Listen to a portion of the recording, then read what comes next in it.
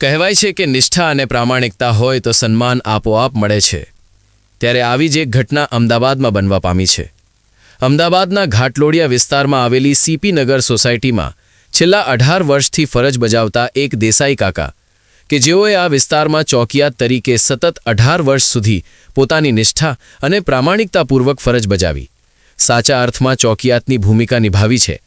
પારકાને પોતિકા માની પરિવારની ભાવના સાથે જેમ દૂધમાં સાકર ભળી જાય તેમ એકબીજાના સ્વભાવ સાથે ભળી જઈને કુવારા ગામના આ દેસાઈ કાકાએ સીપી નગર સોસાયટીમાં વસતા દરેકના દિલમાં એવું સ્થાન અને લોકચાહના મેળવી કે લોકો દેસાઈ કાકાને પોતાના પરિવારના વડીલની જેમ માનવા લાગ્યા। દેસાઈ કાકા અને આ વિસ્તારના લોકો વચ્ચે એવી આત્મીયતા બંધાઈ કે ના પૂછો વાત। સતત 18 વર્ષ સુધી આ વિસ્તારના લોકોએ દેસાઈ કાકાની ચોકી હેઠળ ખરા અર્થમાં પોતાની સાચી સલામતીનો અનુભવ કર્યો, પરંતુ ઉંમરના કારણે દેસાઈ કાકાએ સ્વેચ્છાએ નિવૃત્તિ લીધી।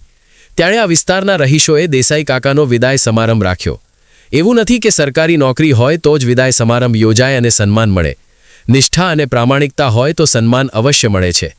દેસાઈ કાકાના વિદાય સમારંભમાં એવા ભાવુક દ્રશ્યો સર્જાયા કે આ વિસ્તારના લોકો અતિ ભાવુક બની ગયા। લોકોએ દેસાઈ કાકાના ચરણ સ્પર્શ કર્યા અને વિવિધ મોમેન્ટો આપી લાંબા અને નિરોગી આયુષ્યની શુભકામનાઓ પણ પાઠવી। જો કે પ્રાઇવેટ નોકરીમાં આ દ્રશ્ય ભાગ્યે જ જોવા મળે।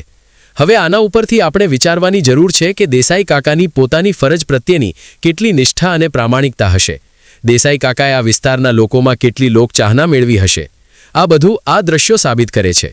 મિત્રો, આપણે પણ આ દ્રશ્યો ઉપરથી પ્રેરણાદાયક લેવાની જરૂર છે કે આપણે જે પણ કામ કરતા હોઈએ પરંતુ કામમાં નિષ્ઠા અને પ્રામાણિકતા હશે તો સન્માન અવશ્ય મળશે।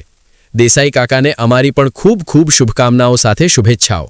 સાથે સાથે સીપી નગર સોસાયટીના રહીશોને પણ સલામ કે જેઓએ પ્રેરણાદાયક કાર્ય કરી લોકોને પ્રેરણા પૂરી પાડી છે।